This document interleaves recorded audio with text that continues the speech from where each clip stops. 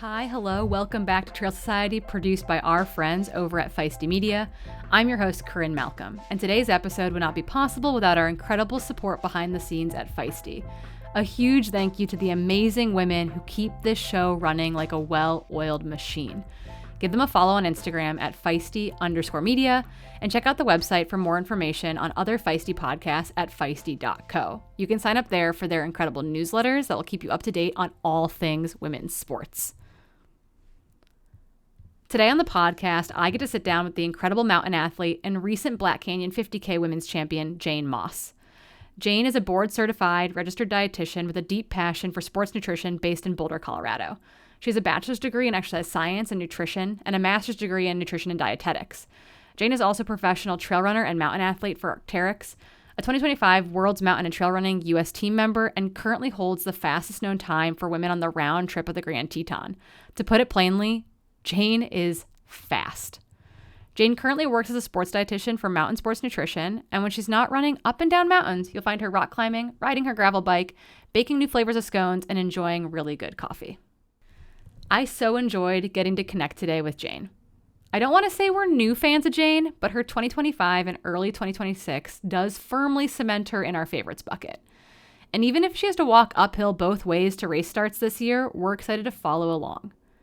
If you would like to find out more about Jane, you can connect with her over at mountainsportsnutrition.com or over at wildstridespaper.com, where she provides nutrition coaching for their Wild Strides Coaching Collective. And finally, a huge thank you to our producing partners over at Feisty Media. Follow them over on Instagram at feisty_media or go over to their website, feisty.co, to see what they've got cooking up.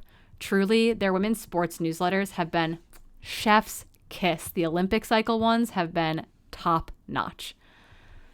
We'll catch you next week, or until then, we'll see you out on the trails.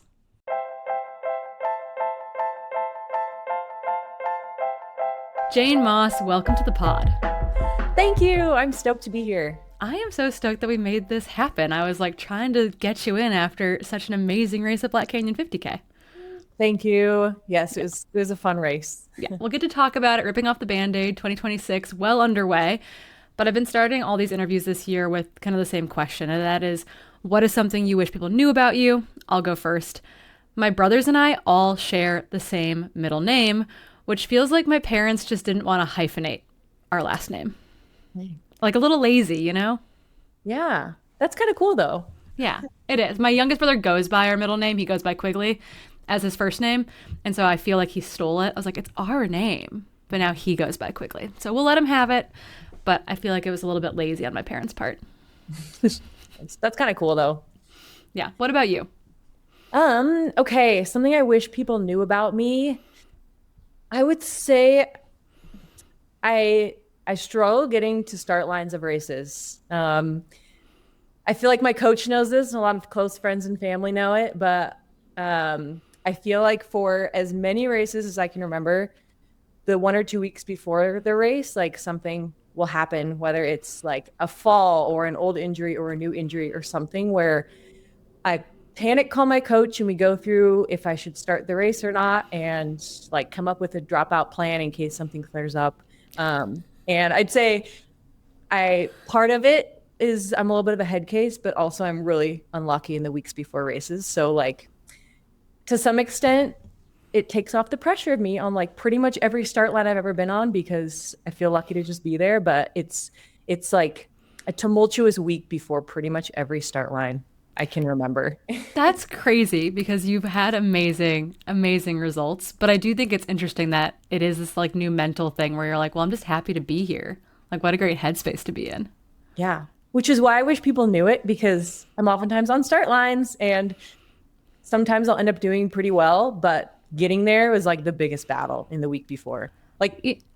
I love it. I do a lot of the race previews with Dylan Bowman and Free Trail. So I will make sure that makes it into our next race preview with you in it, because it'll be well, just so you know, because Dylan will have you. He's going to have you in his top 3 on a prediction. And I'm going to be well, just so you know, she's probably had some uphill battle. She walked uphill to school both ways to get to the start line. Yeah.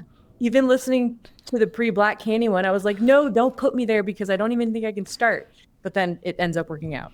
Turns out it's fine. We like this. We're going to bring this into 2026 with us. This isn't a problem, I think. It's not. Oh, I've learned to expect it and deal with it. Okay, well, we're going to back up a little bit because I don't think our audience is going to know you a little bit. Your name has popped up on a handful of results over the last several years. I feel like they definitely popped up initially for me in some of your early Cirque series racing, I want to say. And then I feel like 2024, 2025, we were getting like really hyped for you on start lines. But you grew up in Salt Lake City. And while that is now like a trail mecca, you know, like there are amazing trail runners who live there, there are amazing races, you weren't inherently a runner growing up. So I'm curious about your background with sports and your relationship to movement in general. Yeah, so I did grow up in Salt Lake, was born and raised there. I grew up playing sports. I've been a lifelong athlete. My parents put us in all sorts of sports growing up, but the main two that I focused on were soccer and track and field. So I was in pretty competitive track and field in middle school and into high school where I focused on sprints. So I always knew I was relatively fast.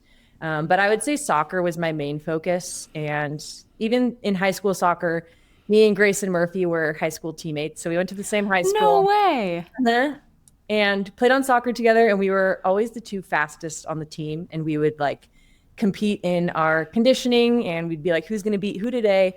And then kind of seeing her take off was really cool to see, but it kind of deep down, I was like, I feel like I could also be really good at running because just like growing up with her and seeing how how her career has just taken off. But then focused on soccer. And then in college, I ended up playing 1 year of soccer at a Division III school in Minnesota.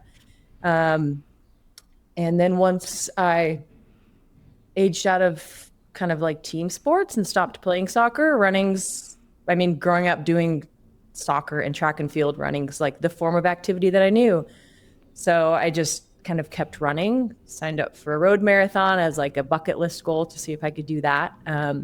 But also growing up in Salt Lake, I grew up hiking with my dad and we would go camping and I spent a lot of time on trails. So then once I stopped playing college soccer, I transferred back to the University of Utah and just inherently found the trails again and started running on trails, signed up for a Cirque Series race to see what like trail racing was about. And then kind of caught the bug and kept going from there. But yeah, grew up a lifelong athlete and then just being in a place like Salt Lake, even kind of before it exploded for trail running, didn't like know that many trail runners out in Salt Lake. Yeah, I feel like it's been on the up and up in the last like 5 or 6 years. I guess a question in that regard, I know that you're a climber as well. Did you grow up climbing or was that like a collegiate pastime? I wouldn't say I grew up climbing. My dad took us on like a couple climbing trips just to kind of introduce us as kids, but I didn't start really getting into climbing until college, I would say. Just joining a gym to meet people was kind of the main way that I got into climbing. I feel like being social is a foundational part maybe of your activity, like climbing friends in Salt Lake City, now running community in Boulder. I guess, can you just speak a little bit to like that community and social aspect of sport for you? Because that is a huge driver for many of us, even when running can feel like a very solitary activity. Absolutely. And for me, I would say it's changed a little bit up until this point, but running's always been kind of my thing that I still do like 90% of my training alone, but up until like I moved to Boulder last year, but up until then running was really my thing. And my community was more in climbing. Like in Salt Lake, all of my friends were climbers and would go to the gym with people and go on climbing trips with people. And then running was the thing that I did as kind of like my time. And I would train for these races and people didn't really know what I was doing. It was very, I guess, my solo activity. And my community was in climbing. But then moving to Boulder June of 2024, the intention was to commit more fully to running and to build that running community. And so since moving there, my community is now very running focused. And I'm really like grateful for that. Like the amount of training friends and partners that I've found in Boulder and the communities that I feel like I'm a part of at races. I feel like I still have that climbing community that I've built in Boulder and I have my climbing community from Salt Lake, but running's become much more of like a central community part of my life that brings a lot of richness to it. I still do really enjoy my solo time running and picking things to do on my own. But I think like having those training partners and having that community around running and being surrounded by people that also have the same goals has really helped me kind of like take myself to the next level. I guess with both climbing and running. Yeah, and we'll dig into the Boulder Bubble a little bit more in a sec because it is very special. I've had a lot of friends who have lived there and still live there. And when it comes to running or triathlon in particular, it's like, oh yeah, all my friends are pros and they all win Kona or Western States or Leadville or whatever. It's very normalized there. So we'll talk about that in a sec. But I want to still pull apart a little bit this like kind of early trail love for you because I see the thread now. Even in 2025, 2026, it's this pull between like long days in the mountains and running, like throwing your body up and down ski resorts, it seems, more than anything. But and I've listened to a number of podcasts with you, and I think it's really cool that like the Camino hike in Europe and the Colorado Trail were kind of foundational in some of your earliest experiences with like linking long days outside. But that is in like direct contrast to, I think, a lot of the racing you've done recently. And I'm wondering kind of what love of the outdoors maybe comes from that like long day side, and how do you like find that same sensation in a Cirque Series race or a Broken Arrow skyrunning race? Like, what is that kind of commonality? That's a good question. I really love like spending time on trails and spending time outside, and that's like a big reason that I do trail races and that I trail run and things, because I like love that. I love the movement of running, especially when you're on a cool trail that's really inspiring. And I'm really like, I did get into this sport from the longer things like the Camino and the Colorado Trail. And I was like, wow, I really love spending all day out here seeing like where you can push your mind and how you can push your body. I think the main thing that I really love is the training, and I get to spend long hours out on trails. And with races, I do have like that competitive bug in me. I wouldn't say I'm like hyper competitive, but races more feel like a celebration of all of the training that I've gotten to do to get to that point. Which is why like I pick a lot of races. Well, you can't really pick races last minute anymore, but I used to pick a lot of races like last minute of like, oh, I've done all of this training that I really enjoyed. This race is something that I can like use this training for, I guess. So I would view it more as I'm in this sport because I really love being able to do the training and spend all of the hours that I get to do each week. But then as I guess more of a quote unquote reason that I've been doing all the training is that then I can use the fitness for something like a race and then be against all of these other competitive women. I like that it kind of goes both ways. Like, I feel like you took those initial experiences on the Camino or the Colorado Trail. You're like, oh, I'm so fit because I've been hiking 20 plus miles a day for weeks. I should jump into a Cirque Series. And now I feel like you're training like a mountain racer, and you're like, but now I have all this fitness, and yes, I can use it in racing, but I can also use it for big adventures. And it is kind of this nice, like, it goes both ways and allows you to fill the spirit sponge when it comes to, getting time on feet, for example. Mm-hmm. Yeah. Absolutely. Yeah. I dig it. And it also like I'm pretty torn between like, do I like racing better or do I like the objectives better, which I still don't really know like what distance I like or where my long-term goals lie in the sport, because it's like, oh, this sounds fun. This is what I'm going to do. I've been training in a way that kind of reflects this. Like, why not? So that's also been a struggle for me, is like, where do I want to. And I don't really feel like I have to choose. I think I can do kind of it all and don't have to follow like a certain path. But I do find it's made it hard to decide like when I want to race and what I want to race, or if I just want to spend long days doing objectives. Yeah, the menu's too big. It's like you've gone into a restaurant and the menu is like 10 pages long. And you're like, I really just would like 12 options. But now I have pages and pages of stuff. And your 2025, I think, spoke to that. It was like golden ticket swing into doing a short mountain season, but you were signed up for Leadville. And I was like, I chuckled. Like, I didn't know the Leadville piece until recently. I just like assumed that like, pivot post Black Canyon being kind of a funky one in 2025, found like a great home for 2025 season and this like short punchy mountain stuff. Worlds lined up really nicely. And so I like died when I heard the Leadville component of it, because I was like, oh no, there's still this bug here of like, I really do want to go long. Like, how do you balance chasing excitement with chasing goals? And you are competitive, you are a sponsored runner. There is like some degree of like, I don't know, obligation or responsibility. Like, how do you balance those 3 or 4 things? Yeah. Which I think a lot of people chuckled at that, because it's kind of par for the course for me to like, oh, this makes sense, because you kind of do like whatever you want.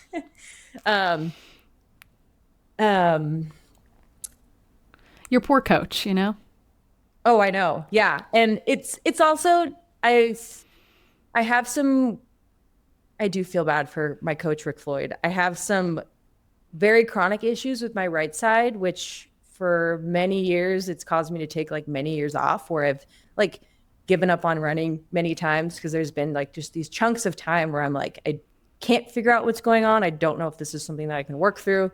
And then I'll just take a bunch of time off. But I've gotten to the point now where I've learned to work through it. I have like a toolbox. Rick's really good with helping me manage volume and such, but I do still struggle with like piecing together a super quality training block, which has kind of taken all expectations off me, where if I feel really good, then I feel like I can line up for a race, whatever the race is. I'm just like happy for it.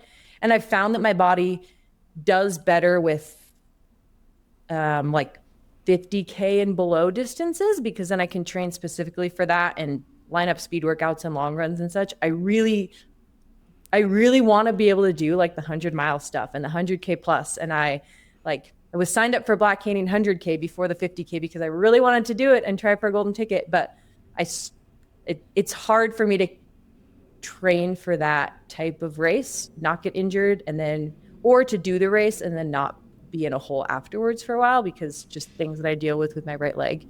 So I love the short stuff and I love the steep mountain stuff. And I feel like my body likes that a lot better too.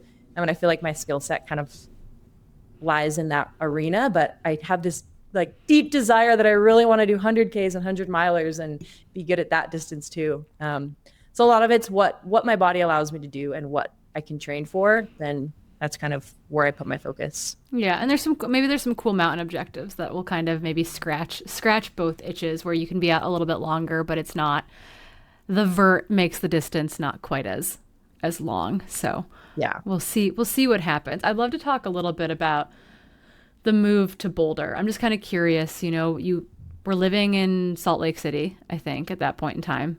Mm-hmm. Like, had gone to the Midwest, come back to Salt Lake City, gone back to the Midwest for grad school, come back to Salt Lake City. Correct. And then you're like, I'm going to Boulder. What was the impetus between, leaving the nest of Salt Lake City, great mountains in your backyard, to move to another like running mecca in Boulder, Colorado? I've been wanting to move for a very long time. Like, I love Salt Lake. I was born and raised there, but it was very comfortable, and I was getting like kind of sick of it, just knowing that I've been there forever. And if I don't leave, I'll probably be here for the rest of my life. And I just felt like I would have been missing out on something, like not trying something new or going somewhere that I actually wanted to go. And a lot of it was just a deep dissatisfaction of feeling so comfortable in like every aspect of my life. Like, I had a 9 to 5 at a hospital working as a dietitian. I was in a really long-term relationship. Everything just felt like my job wasn't unfulfilling, my relationship wasn't unfulfilling, but I just like knew there was more. And I always knew that I could be a really good runner. Like, I had a lot of people around me telling me that if you commit more to this, like, you could probably be pretty good. And I had done well at a couple races, and I just like knew it in me, but I was too scared to like take that leap, I guess. And then my relationship ended. That was like a kind of like a factor in the point of like, I don't really have to be in Salt Lake anymore. And if I don't do this now, I'm never going to do it. So I just feel like telling people I did it all at once. Like, I quit my job. I broke up with my boyfriend. I moved to a new Burned state. it all down. Yeah. But like, that's kind of what happened. But I didn't know where I wanted to move, but I knew I wanted to move somewhere that was, I could like pursue running at a higher level. So I was looking at, and, and a climbing area too. So like Bishop, Flagstaff, and Boulder were like on the top of my list. I'm like, where do I want to go? And I put out a question box on Instagram for Boulder. I was like, how do you find housing here? Because everywhere I was looking for rent was like wildly expensive. And Johnny Luna Lima messaged me back, and I didn't know who he was at the time, but he's like, I have a room that's cheap. We live on Magnolia Road. And I was like, why not? Let's do it. And so I just felt like I was at a point in my life where I'm like, if I don't do this now, I'm never going to do it. So, and I also work as a dietitian, and like I had a couple job opportunities in Boulder. And so it just seemed like things were lining up that I just ended up doing it. And it also kind of seemed like the place was furnished. It was, my family's in Salt Lake. It was a super safe move where I was like, if this doesn't work out, I can easily go back to Salt Lake. But it was more of a deep feeling of, I will regret this if I just stay in Salt Lake and stay in this comfortable place for the rest of my life and never see what else is out there for me. I like it was like this comfortable place, but you're like, I'm gonna move into a furnished room on Magnolia Road with a bunch of runners, which is like inherently maybe not the most uncomfy, but is definitely, you know, maybe getting outside of the comfort zone of what has been home for forever. Mm-hmm.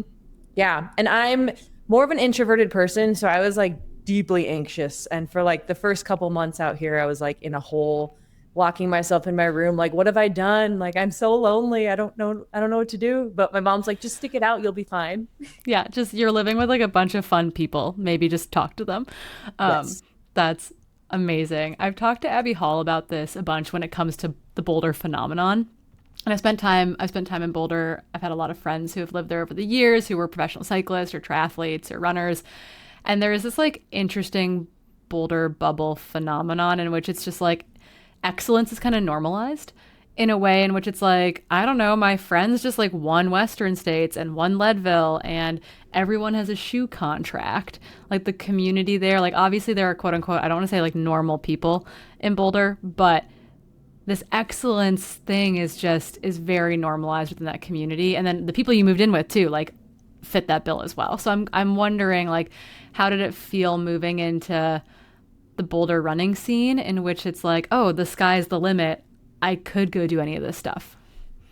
Yeah. It is like Boulder Bubble is the most accurate way to describe it. It is so real. And it was very intimidating to move into, like this space in Boulder. And I was nervous too, because Boulder does get that reputation. So even in Salt Lake, telling people I'm moving to Boulder, they're like, oh, you're moving to Boulder. Like it's very elite and bougie there. And I had been dealing with some like knee pain at the time, so I wasn't fully running. And I was thinking this is either the worst idea ever if I'm going to go there and then be injured. Like I don't feel like it's a place I can live if I'm injured. I still feel that way because it is very intense and everyone's training at a high level and the excellence is real here. And if you were injured, it could be like a defeating place to be. But I do think it, like the house I moved into, everyone there is a sponsored runner. And I was like the only unsponsored runner at the time, but I felt like I could be at that level. And I really always wanted to be. So I did end up feeling like some sort of pressure of like, all these people are at this level. I'm not. I feel like I don't quite fit in.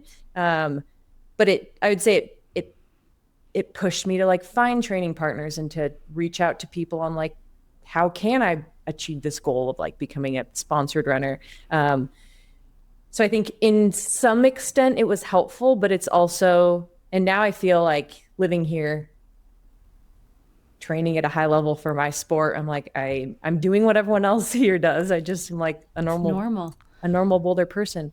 But it is very real that like, whether it's in cycling or triathlon or running or climbing, this is like the hub for excellence. And it can be very intimidating if you're not in your tip-top shape or if you're not racing, where I feel like if I were at that point, I might go back to Salt Lake and stay with my parents for a little bit, because it's just kind of, it gets to the point where it can be a little unhealthy.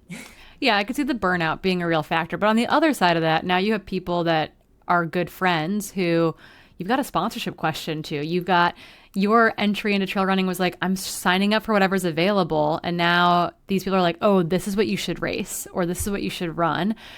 Talk about like finally opening the door and breaking out of your introverted shell maybe and leaning into like the positive side of that community of like helping you establish professional running roots. Yeah, and I would say moving into that house, so it was, yeah, Johnny Luna Lima, Bailey Kowalczyk, and Chris Myers, and Some good runners. some good runners. Yeah, and I mean, I knew Chris. I knew of Chris moving in, and I was like, "Are you kidding me? Like, Chris roommate or Chris is living across the house from me? Like, what?" And as I pulled up to move my things in, Zach Miller was staying in the driveway, and I was like, "What is going on right now?" I was like in awe. But I find that moving into that house was probably the best thing I could have done for my running career. Because as I was running trails and putting up certain segments, like Johnny would tell to me, like, you're really fast. Like, I feel like you have and at that point I was signed up for Black Canyon wanting a golden ticket. And then he told me, he's like, I feel like you could totally get a golden ticket. And then they all started believing in me. And I was like, it's really crazy to have these people believe in me when I wasn't sure, like, if I was in my head about maybe becoming a sponsored runner and doing well in certain races. So they believed in me. And then they started like I asked them questions too of, do brands reach out to you? Do you reach out to brands? And then they told me that you reach out to brands. And I mean, Johnny put on my radar. He's like, I feel like La Sportiva would be a good fit for you because you're really good at scrambling. We went out for a scramble and he told me like I was one of the best scramblers he'd seen. And I was like, these people are believing in me. So honestly, they told me to just like cold email. So I cold emailed La Sportiva because that was my first pair of running shoes that I bought in Boulder. And they ended up emailing me back, which I wasn't expecting. And it all happened quite quickly. It's kind of just like they became my first sponsor. It was like a pretty small deal, but it felt like I'm still super grateful for it. And it felt like a really big deal. But they like encouraged me and kind of helped me navigate the process of like how it worked and then seeing how they were navigating with their sponsorships and everyone else in Boulder. Yeah, you had a hype squad built in, which is a huge deal. I feel like as you're getting your feet under you, you've had a coach for a while. I know that your first coach was Anna Mae Flynn. How long have you been working with Rick Floyd, who we've mentioned previously? That's another perk of moving into that house. I came into the house coachless because I had just been dealing with injuries for so long, but Bailey recommended me Rick Floyd. The house was like, you really need to work with a coach. And I didn't really want to at the time because I was like, there's new mountains in my backyard. I just want to go play. And Bailey told me Rick's really good with people who have been coming out of injury, and he's good at people who aren't super good at following training plans and kind of want to do their own thing. And so he'll fit in biking and mountain adventures and running. So I had a call with Rick June of 2024, and it felt like a good fit. So we started working together then. How has he dealt with steering this kind of crazy ship that does have the tug of war of wanting to do a little bit of everything, of, you know, lining up for golden ticket races, of pivoting, of doing FKTs? Like, how has he been instrumental in, I don't know, helping to provide guidance or saying, well, why don't we steer it back this direction if this isn't going to work out over here? He's been the best at that. And I attribute a lot of my success over the past like 2 years to him, like learning my body and learning the things that I want to do and framing in races and training and objectives that work well with what I want to do, but also what's going to work well with my body. He's gotten to learn my like training style and the way my body feels on trails like really well. He knows like post race is a really tweaky period for me that I tend to want to jump back into things, and I'll look at other people's training and I'm like, well, this person's jumped right back into it. And I do that. And I like always have the same injury pop up. So he just knows that really well. And he's like, okay, like no matter what, these 2 weeks we're going to take super easy. And we communicate like probably every day of the week, just kind of texting back and forth of like, this is how my body's feeling. Should I rest? Should I do this? So the communication's super open, but he's also learned my strengths very quickly and very well. And every race or objective I do, he ends up like predicting my time like to the minute. Like even on the Grand Teton, he knew my time, what it would be. And I was like, you are 30 minutes off. And Black Canyon, he predicted my time like to the minute. But he, like, I'm always telling him I wanted, like, for a golden ticket, or for Black Canyon, for instance, I'm like, I want to go for a golden ticket. And he's like, I know your body. I know that's not the smart thing to do this early in the year. This is kind of where your strengths lie. But he's very open to me sharing with him what I'm interested in doing. And then he'll give me race suggestions that will kind of like match what I'm interested in doing. And then the objectives mostly come from me. I'm like, this is an objective I want to do. And then he will come up with races that are kind of similar to that. And then our training will kind of blend all of those together. But I would say my training with Rick is a very day-by-day basis. We just communicate based off of kind of the vibes that I'm feeling and the races that are interesting to me and the objectives that are interesting to me. And he guides it in a somehow, like, I don't really know how he does as good of a job as he does with like knowing what I'm going to do well at, what I want to do. We're just very much on the same page at this point. I love Rick. I've known Rick for probably 12 or 13 years now. We met at a U.S. mountain running champs back in Bend forever ago, and pass athletes back and forth frequently. So Rick's good, but Rick has a squad. And while running is individual, there is this community element. There's this like almost team element, even if you're not competing for the same brand. And so I, was blown away and not surprised that, for example, like almost the entire women's short trail team for Worlds were Rick Floyd athletes. Like, what does that, I guess, feel like when you guys are lining up at Broken Arrow or Kodiak or Black Canyon? And, in a way you're not teammates because, someone's running for Ultra, someone's running for Hoka, someone's running for Arc'teryx, but you guys do have this commonality with like Rick as the glue. Like, just like, what is that like? I'm super curious. It's so fun. And he doesn't coach that many athletes. Like, he keeps his roster pretty small, but I've like a lot of my friends now in the trail community are through Rick. I'd say I've become really good friends with Lindsay and Helen because Rick is also our coach. And it's just fun. Like, we have joking competitiveness between each other. Like, me and Lindsay joked that at Black Canyon our main goals were to beat each other, but it's all in jest. And we like, it's cool to all have that connection that we're all coached by the same person and we're all in group text together. And it feels like such a community that I don't really think any of us care like who beats who on the start line, or like how we all just want each other to do well. And it's cool to be part of that. Like, our shared community is that Rick Floyd is our coach, but he makes such a community of it. And now we're all going out to Madeira as like our Rick Floyd retreat, I guess. He's like, I want all my athletes to be at this race together.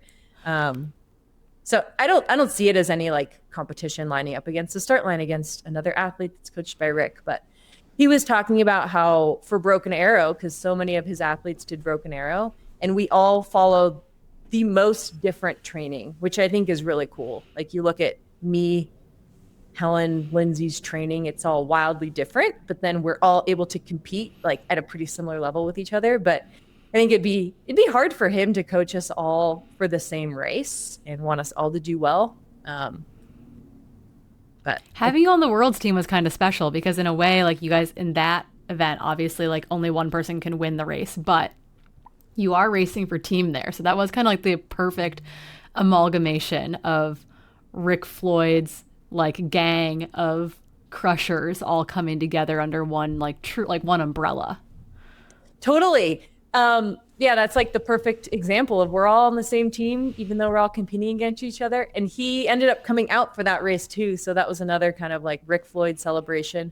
We were joking in the 3 days prior to the race that all of our like taper training was so different, even though we were all training for the same race. It's like, oh, Helen has 70 minutes today. Jane only has 30. Lindsay has 45 minutes with strides. We were like, Rick, why is our training so different? We're training for the exact same run. Because you're all individuals, and it totally is that through and through. I want to kind of follow this thread, and Rick is part of this because Rick made the suggestion, I think, in part to go after the Grand Teton FKT. But it's also this kind of like competitors to teammates element that is also a through line of 2025, i.e. Jazmine Lowther was also going after this FKT. You guys know each other. You're now teammates on Arc'teryx. But I guess like tell us a little bit about, you know, lining up the Grand Teton ahead of Worlds. It's a premier FKT. It's a mountain test piece. I think it really aligns on your strengths. But like, what was the impetus behind putting that as your August focus? Yeah. And so the Grand Teton's kind of the first. I've gone after a couple other FKTs, not like super notable. This was the first like, mountain FKT that I decided to go after, and really true like mountain objective. Starting the year, Rick did put it on my radar as something that he's like, I feel like you would be good at the Grand Teton. And that was mind blowing to me because my dad had done it a long time ago, and I view it as like a true rock climb. And I'm like, I don't have mountaineering experience or necessarily a ton of like true mountain rock climbing experience. So I kind of saw that when Rick recommended that. I'm like, that's crazy, but that would be like so cool. And then another friend brought it up to me as something that I could maybe be good at. Like, have you ever thought of the Grand Teton? And the Michelino stuff was kind of in the news more. So I think it was on people's radars. And I was like, that's weird. My coach just recommended that to me too. And then the guy I started dating like last year was like, have you ever thought of doing the Grand Teton? I was like, why is everyone telling me to do this? Are you guys all talking to one another? Like, where is this coming from? Exactly. I'm like, I guess it's maybe something that I could be good at, because there's a runnable part, a scrambly part, a more technical part. And I have experience in that, and I move well in that type of terrain.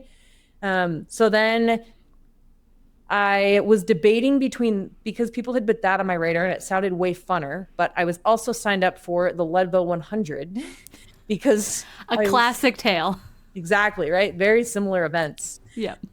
Because I was with La Sportiva and I've always wanted to run 100 miles. It just seemed like cool. So I was psyched on Leadville, but then I knew I couldn't do both of them.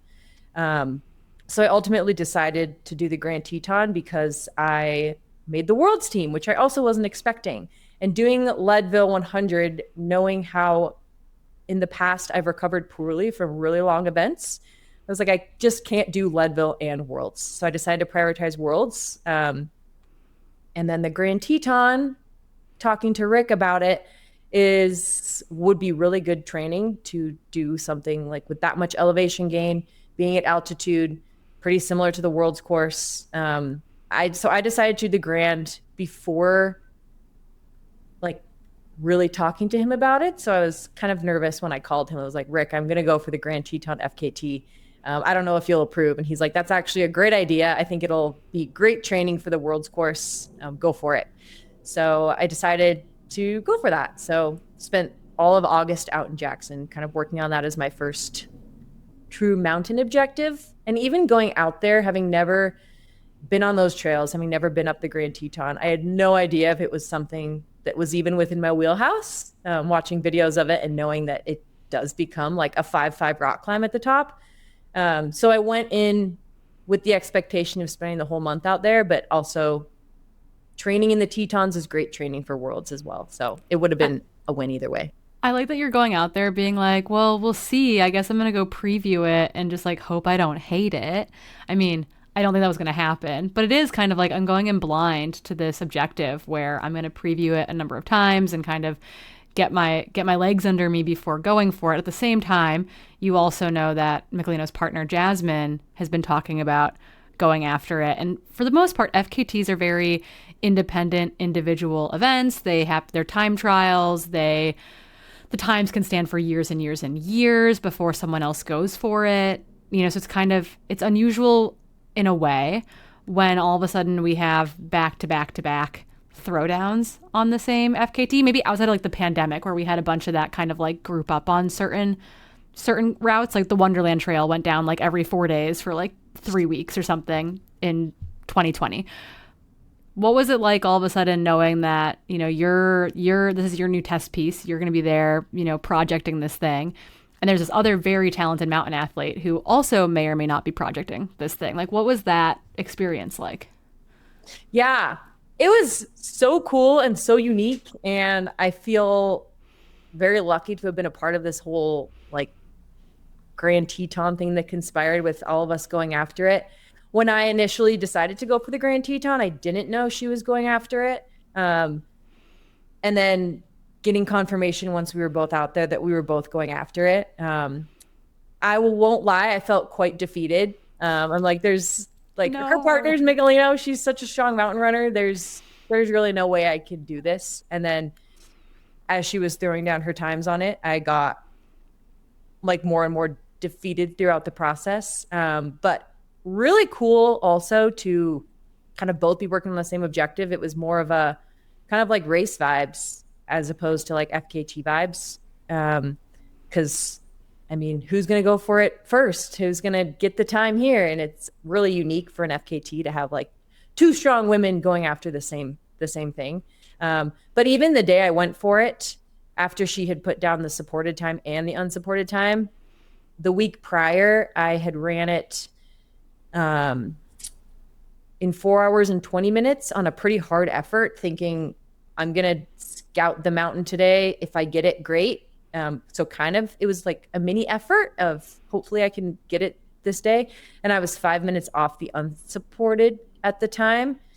And then she had ran 4 hours and 6 minutes for the unsupported. So at that point I was like, I came home to my partner and was like pretty sad. I was like, this is not happening this summer. I called Rick and I was like, she just threw down these times. There's no way this is happening.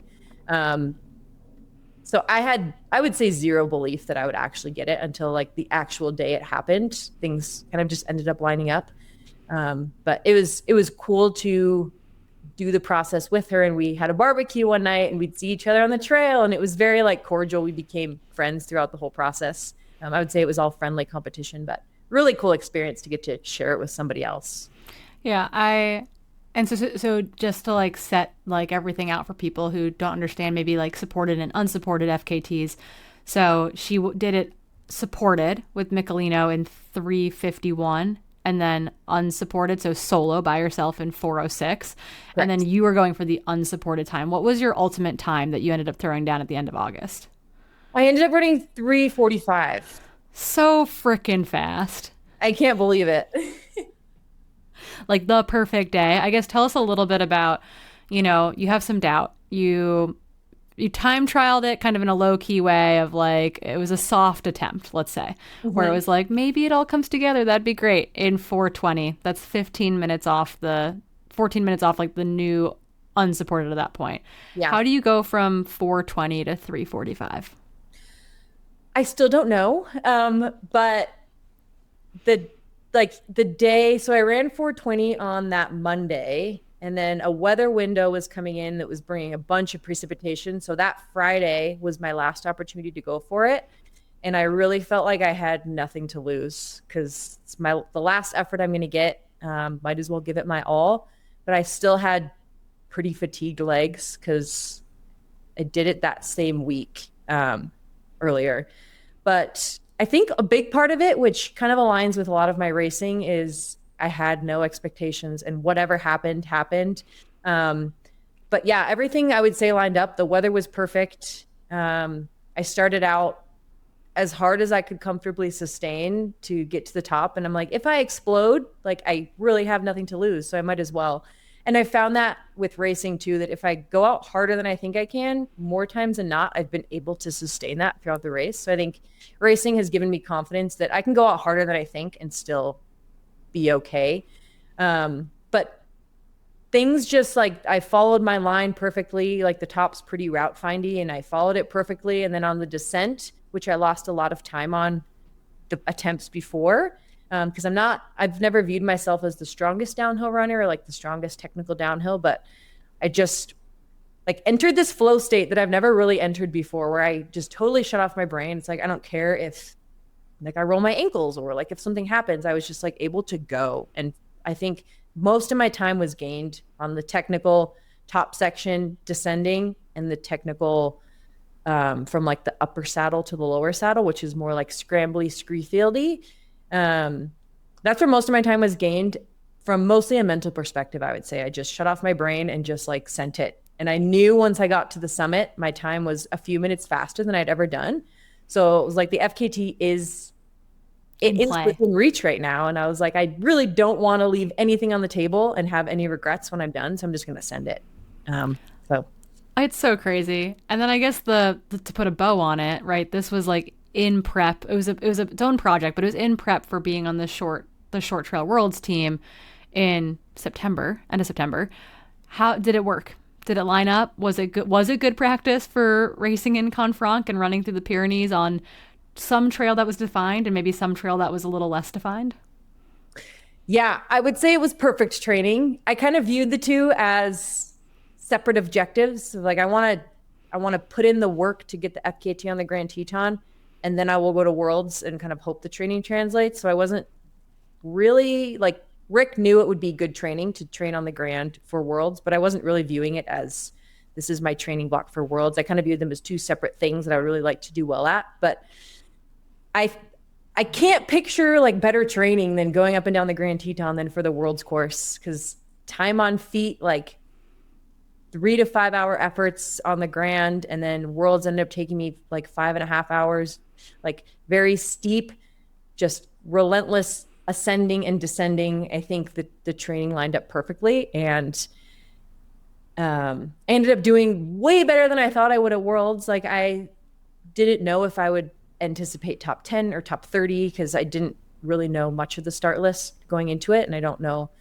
didn't know much of the international competition. I've never raced on an international stage before, but it ended up feeling like, as I was on the Worlds course, like the steep 1,000-foot climbs and the descents, and like this feels like I was on the Grand, a little bit less technical, but still super technical. Definitely not a classic trail race. So I would say both of those objectives being kind of my focuses of the summer were very much in line with each other, and it worked out great. I love it when the mountain play translates well to a big international stage race. Before we talk about 2026, I do want to touch base a little bit on kind of, again, I'm continuing to call it the like teammates to competitors to teammates through line here, but it's this like, I love it. Like you battle Jazmine for the Grand Teton FKT, and now you're teammates. You signed a new deal or a new contract at the end of the year. You are now an Arc'teryx athlete officially. Tell us a little bit about kicking off this new partnership. Like that's incredibly exciting. Thank you. I'm thrilled about it. And I'm honored to be teammates with Jazmine. I think it's going to be so exciting. I feel like because I really like mountain objectives and I really like the racing aspect of things. I was intentional with the brand that I wanted to be with. I think that's initially why I wanted to be with La Sportiva, because they're a more mountain focused brand. And they prioritize racing as well as mountain objectives. So being with a brand like Arc'teryx, they are very stoked that I race and compete. They don't require it, and they don't require me to do any certain races. They just are like, whatever you feel like doing in the mountains, do it at a high level. We support that. So I was intentional of, I don't want to let go of my mountain goals and my FKT goals, but I also want to continue racing and competing at the highest level. So the combination of those two, being with a brand like Arc'teryx, is honestly like my dream. It's like, I feel like such a good fit for me. And they're putting a lot of effort into the trail space right now. I feel like a lot of people don't think of them as a trail running brand, because they're definitely a mountain brand, a climbing and skiing brand, but the amount of effort they're putting into trail right now feels really special to be a part of. And being with other like-minded athletes like Jazmine, who also has FKT objectives and kills it at the racing scene. Like being teammates with Emma Cook-Clark, who does the same thing. It's just like, it's really cool that they respect both. And that was something that I was intentional about, wanting to be with a brand that does allow me to also push myself in the mountains And if I end up only doing mountain objectives, like they're totally cool with that too. Like I don't have to keep racing, but I really want to do both and be able to balance the two. I was gonna ask, like, are they helping to shift your focus or like steer the ship at all? And it seems like they're not, and that's honestly perfect for you. Yeah. And I would say they're very open to whatever I want to do, which I love. I felt like getting into the sport and even moving to Boulder, I have to go for these fast 100Ks to get a golden ticket to follow the path of Western States and UTMB, which eventually I do really want to do. Like I'm doing CCC this year. And I felt like that was the only way to like make it in trail running. But now that I'm realizing, I can be with a brand that also allows me to do what excites me and push myself on this rocky, scrambly terrain and prioritize it just as much, is something that I don't want to let go of and want to keep doing moving forward. And they're totally supportive of that. So that's a gift. That's really, really special. Yeah. I feel so lucky. Yeah. But it does sound like you kind of know what you want to do in 2026, which I think is a big deal. Knowing that your heart is pulled in so many directions. Just a few weeks ago, you kicked off the season. And what I told Rick was a tactician's win. I was like, wow, what an amazing, great race. You won the 50K at Black Canyon. It was a great competitive field. What did it feel like ripping off the Band-Aid? It felt so good. I was incredibly burnt out at the end of 2025. I've never really felt that way before because I've never raced that much and put together such a solid season. So I just needed time. But I was feeling so ready to race again for Black Canyon that it wasn't my A race per se. I have other things during the year that I'm probably more excited for, but I was so ready to race and it felt so good I was 0% expecting to win. Like the field was deep and I was hopeful for top 5. So it was kind of like a dream come true being able to win, especially given that I DNF'd the 100K last year, kind of sweet redemption on the course, but it just gets me super excited for the rest of the year, knowing that I had that solid performance under my belt, with a new brand, which is cool too.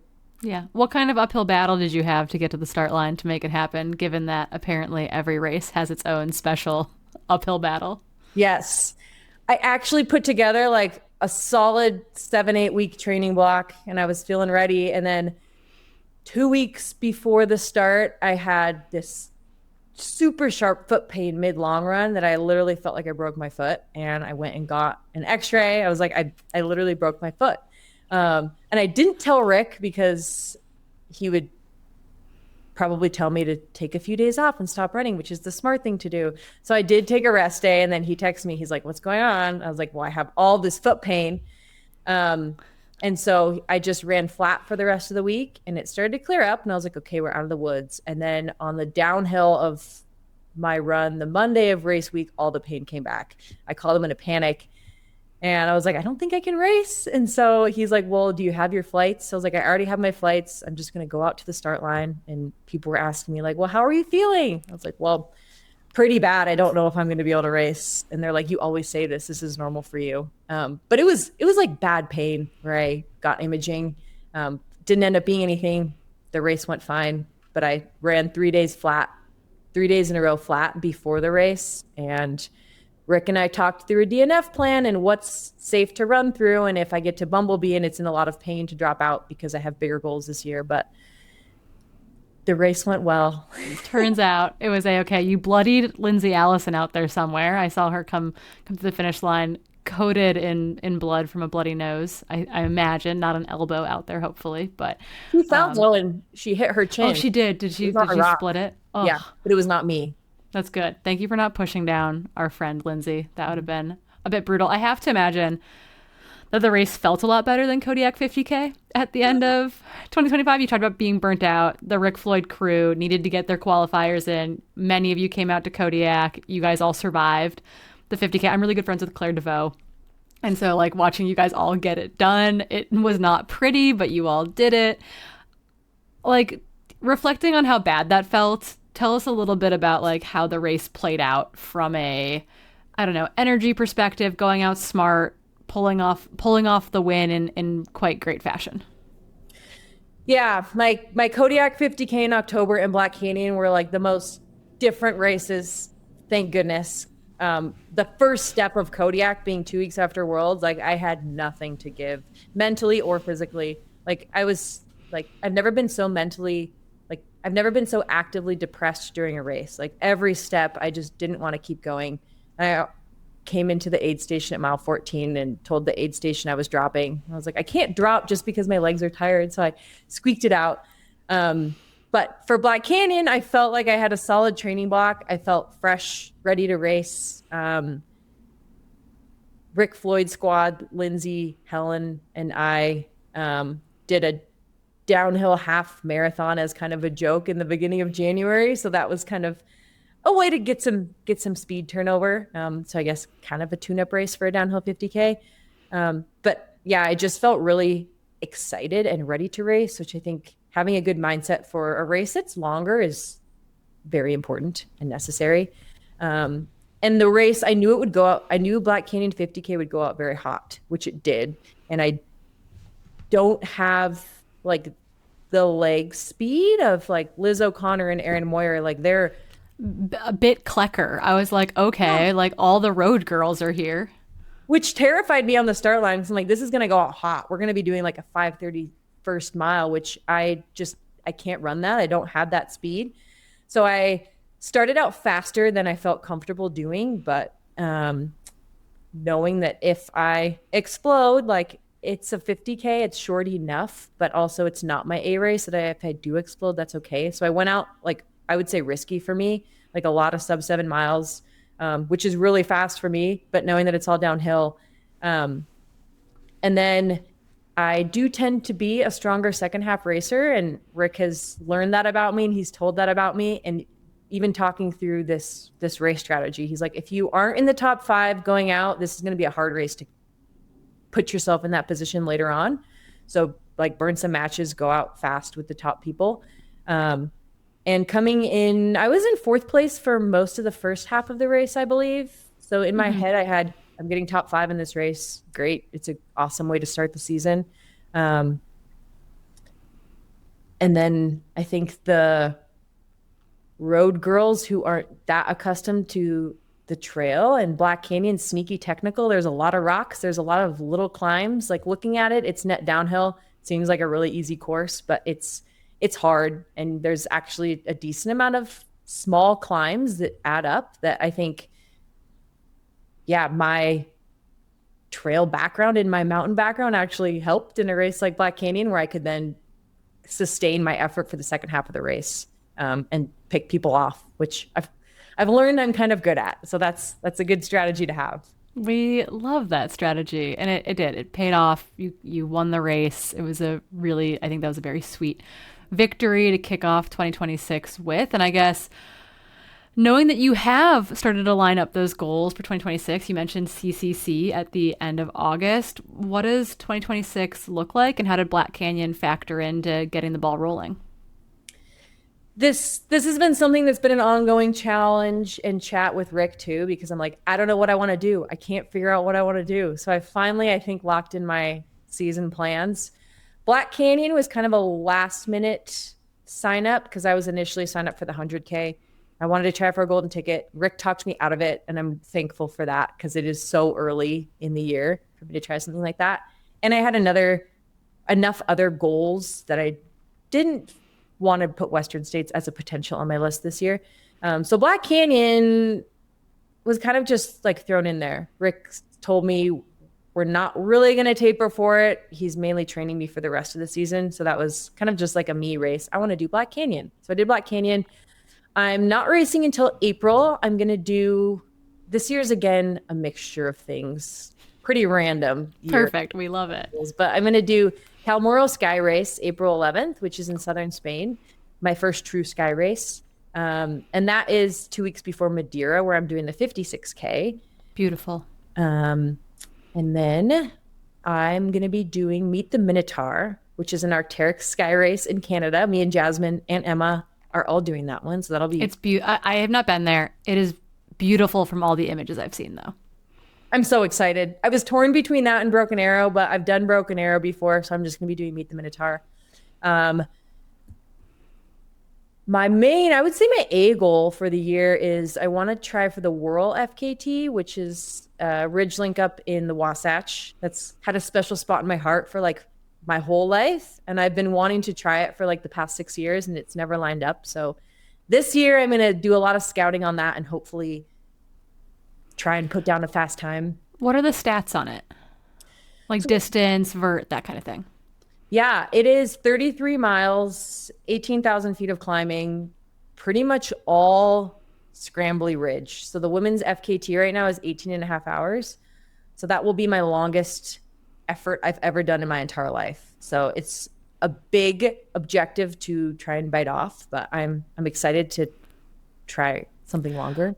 I think it's perfect. Again, I mentioned earlier, it's like, okay, the time on feet aspect is long, but it's like the right vert scramble to distance ratio, I think. I agree. Yeah. And this is one that has also been put on my radar. This is more one that like deep in my soul I want to do for me personally, but I've also had so many people tell me like, this is perfectly up your skill set. Like go for the Whirl. And there's some fast women's times on it, but kind of similar to the Grand, not a lot of fast women have tried it. So I think it could be cool to maybe get some more fast women on it. With Jazmine living in the Wasatch a little bit, are you all of a sudden looking at a dueling FKT? We actually are. I've heard that we're both going for it. So someone's like, you guys have to eventually stray your goals, but our seasons this year are disgustingly similar. She's also doing Madeira, but she's doing the longer one. And then she will be at UTMB for the full 100. I'm doing CCC. So she's doing Meet the Minotaur. We're like, what is going on? Yeah, you guys have some parallels, and that's okay. I think that's like, again, it's the competitors to teammates through line here. But I feel like that is both up your alley. And it'll be cool to like get to, I don't know, cross paths, like share some beta, figure out who's going first. That will be very interesting. Yeah. I'm excited to, again, hopefully have that competition again. But part of me is like, she's very good at the long stuff. I feel like I'm good at the shorter stuff. So I could get her on the Grand, but something like the Whirl where it's like a 17 each an hour effort. You guys might be like meeting like maybe that. Yeah. What is the distance changeover for you guys? Like what is the sweet, like, yeah, maybe you have the 3.5, 4 hour effort. She's got the 18 to 20 hour effort. Like what is that sweet spot? Yep. Because at Worlds, I feel like if it were 10 more miles, she could have won because she just kept picking people off. She just gets better the longer it goes. So yeah, she was in the long trail race there, the 80K, and was fourth and was phenomenal. Yeah. Oh, I love it. Okay. Well, we've got a lot of things to cheer you on at this year, which is very, very exciting. And I know that you'll have an uphill battle to every single one of those start lines. And we can't wait to hear about the uphill battle every single time. We'll be keeping a log of what's gone wrong in 2026 as you continue to ascend in the sport, which we're just thrilled to watch. I kind of ask a similar finishing question for everyone, and that is simply, what is something that you know now that you wish you could tell your younger self?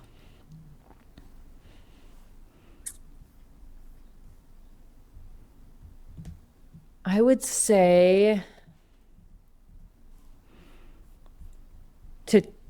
to trust your gut, and if you like to trust your gut and to just go for things, because I feel like my whole life I have had a lack of self-confidence and a lot of self-doubt, and I still have a lot of that, but I've taken some leaps and trusted myself, knowing that, like, taking the running thing, for example,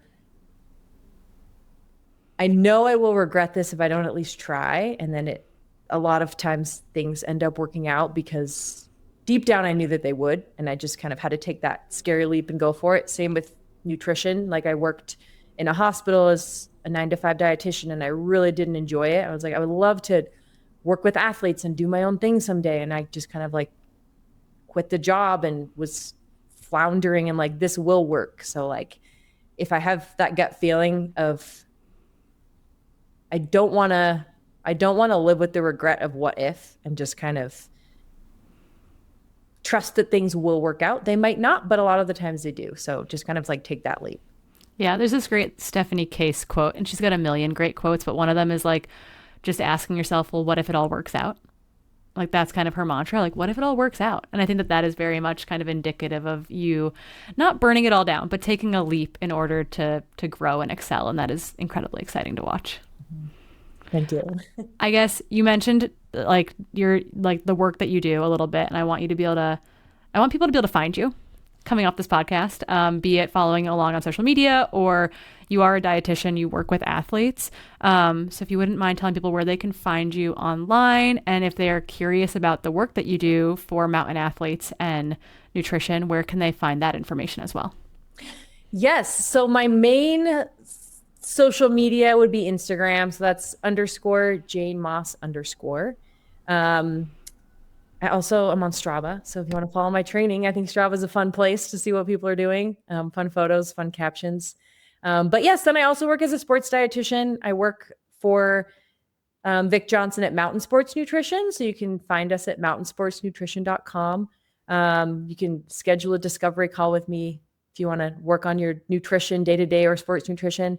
And then I also work for with Wild Strides, which is Grayson Murphy's coaching collective and training log company. I do sports nutrition for their athletes as well. So that's Wild Strides on Instagram. And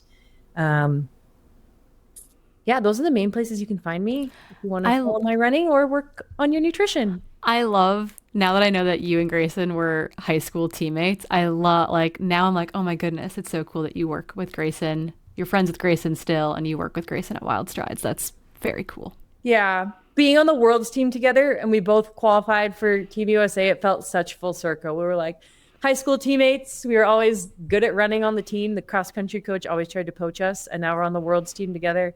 Now we work together. It was so special. Yeah, that's amazing. Jane, thank you so much for joining us today. This was really fun. Thank you for having me. It's been great.